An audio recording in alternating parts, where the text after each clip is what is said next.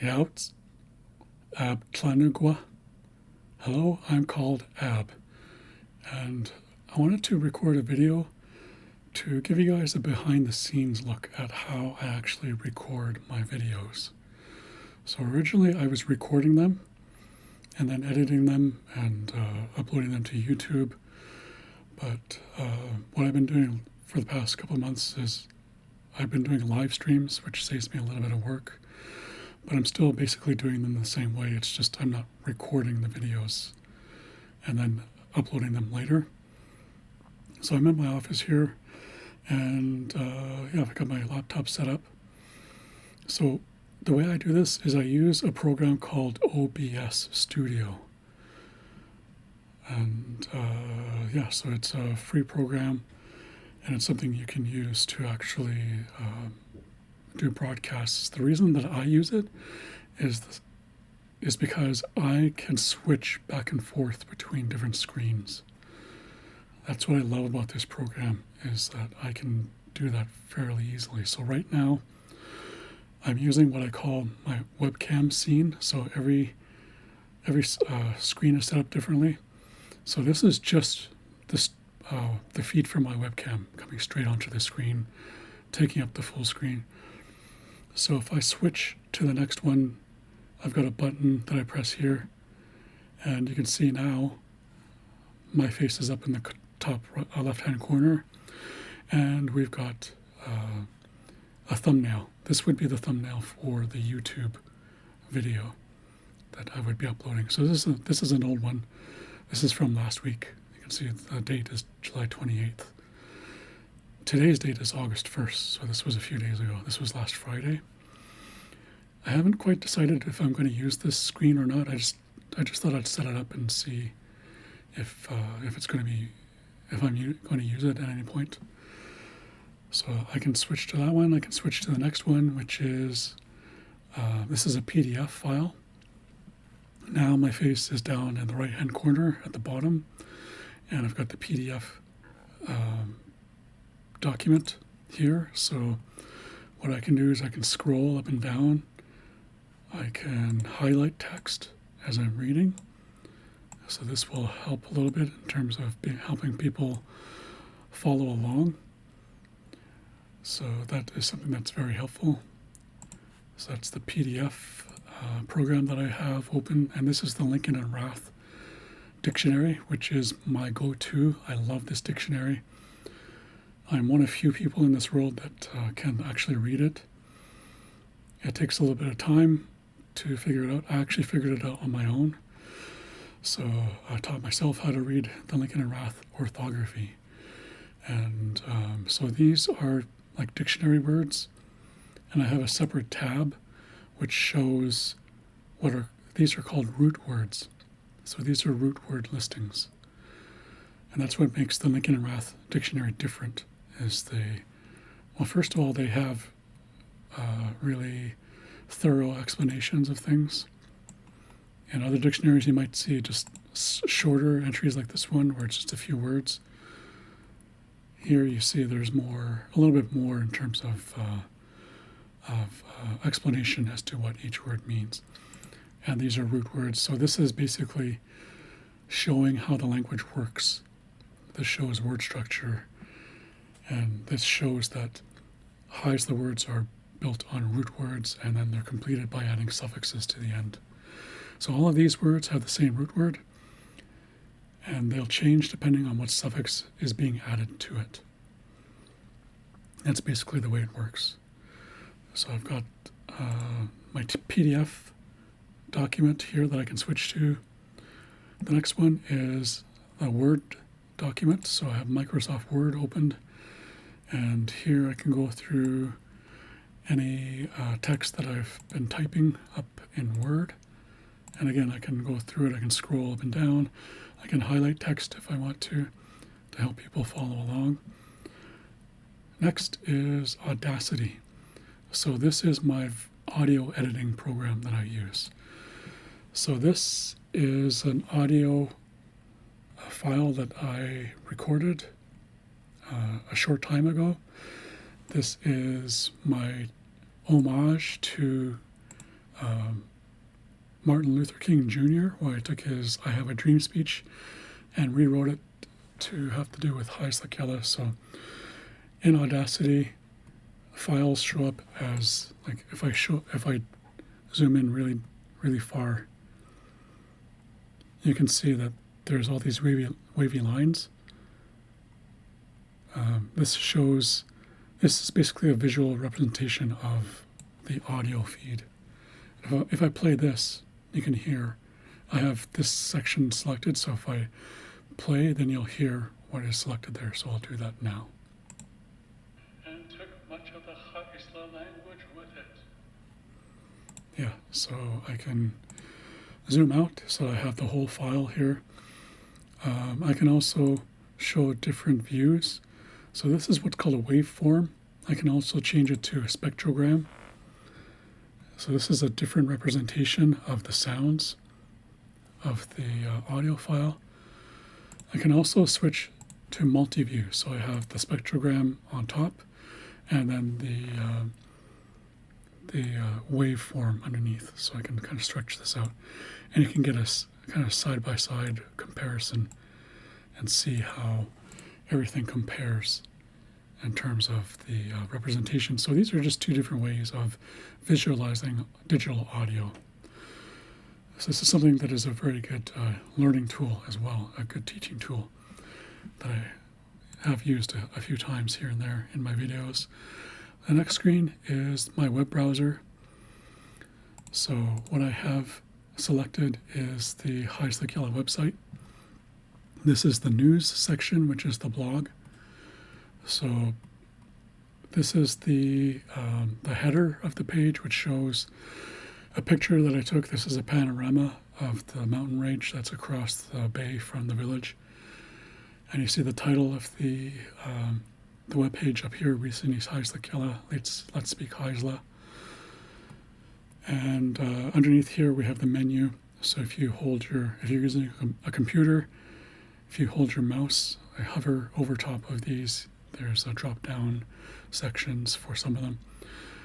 This is the news section, which is basically the blog. So these are all blog entries that I've made recently. And this is the place to go to keep up to date as to what's happening on the website. So this is actually going back to the I Have a Dream speech. I have the whole text here in a blog entry, and also the original, the finished audio file. And so you can check that out if you want to by going to the Haisla Kela website. So the address is haislakela.wordpress.com. That'll bring you here to the webpage. And so this is just basically the webpage for the website. And the next section, the next button here that I press, this is a program called XNView, and it's basically a picture viewer. So this is the thumbnail that I created for the last live stream, which was last Friday. And so if I want to give people a different view of this, I can zoom out, I can zoom in. So this came from an original vector file, so I can zoom in pretty far, and you can see a lot of detail, and you can kind of see the amount of work that I put into my graphics and the thumbnails that appear on the YouTube videos that I create. And I can zoom out so that it fits basically the screen. So the thumbnails have gone through some changes. You can see I've played around with the text. Originally the live stream part was in solid color. I applied what's called a gradient to it, so it starts from like a white color and then fades out into more of a teal or turquoise color. I think I'm going to change that for the next live stream, make it a little bit darker. This one I use kind of like I'm not sure what it's called, but it's almost like a 3D effect to the text, and it kind of drops down below So this is all done in layers. So this background is one layer. This text is the top layer, and it has what's called a drop shadow underneath. And this high slick yellow lettering is on a different layer. And I kind of extruded it, so it looks almost 3D, like it's coming out of outer space from behind the live stream text here. I have some basic text here. It's another layer. And then this is kind of the mascot of the High Slick Yellow website and basically all the work that I do. And his name is Hank T. So this is a play on words. Hank T sounds like Hecht, which means head in High Slick Yellow. And also Hank T means he's called Hank in High Slick Yellow. That's the direct translation. Hank T means he's called Hank. So a little bit of play on words there on the mascot, which appears in some of the materials that I create. And this is the picture viewer. I'm thinking of adding some other buttons that'll bring me to other programs that I might use to show you the work that I'm doing and sharing that with you. So that gives you a bit of a behind the scenes look. And what I'll do here is I'll show you, I can't show you really on my webcam, so what I'll do is I'll switch over to a different camera and I'll give you like a real-time view of what my setup is. So I'll do that now. Okay, so this is my video setup. I'll just quickly walk you through the whole thing. So this is the microphone that I use. This is a Blue Yeti microphone. It's USB, so it's plugged directly into my laptop. I have headphones plugged in, so I can hear myself through the microphone. If you're wondering what this is here, sorry about the noise there. So these are actually face masks that I put on top of the foam covering you can see there. So there's a foam covering, and then there's the face masks. And I did this, this is something I started doing the pandemic, where we needed face masks for protection from COVID in the workplace. And one thing that I noticed in doing my audio is that this foam cover, it helps a little bit in terms of blocking out some of the sounds like t and p. But it was actually letting in a lot of those sounds a little bit more than I would have liked. So I actually thought of using these face masks. So I actually have two of them there. So now when I go up to them, now when I'm speaking, even if I'm breathing directly into the microphone, it's going to block out some of those P's and T's and S's. So that helps a little bit in terms of blocking out some of those harsher sounds. This is something called Stream Deck. And it's basically another device that's USB powered, plugged into my laptop. And this is my program that I have set up. So this is my OBS program, and it gives you a look at the overall setup. So I have the screen here where I can see myself. These are all my scenes.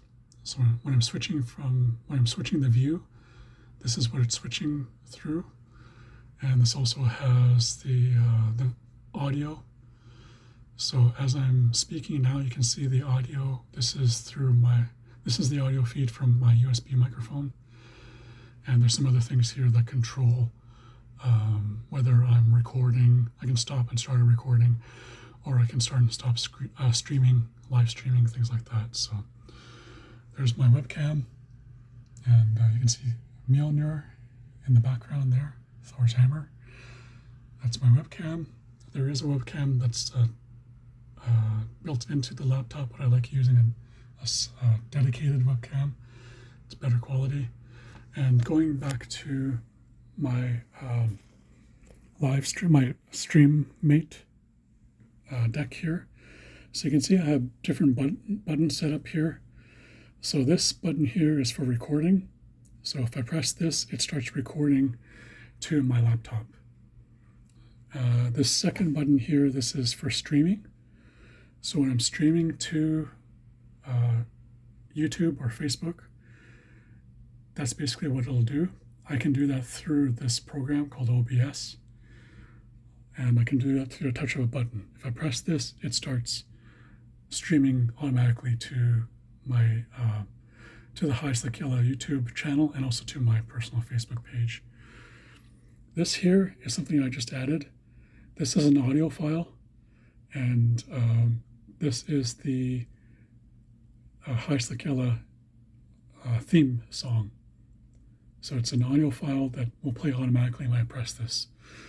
So it's going to play through the speakers on my laptop. So I'll press this and I'll move my camera over towards my laptop so you can hear it. So I'll do that now. So I'm pressing.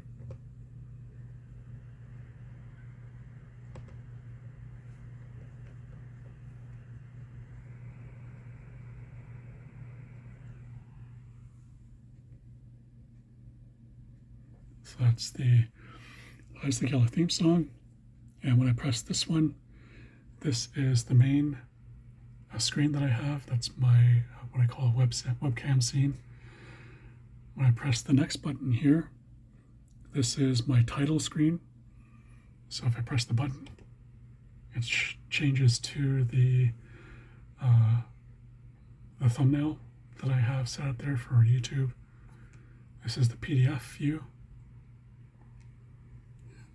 My Word document, Audacity, my web browser, and XNView, which is my digital picture viewer. So I do all of that through the press of a button.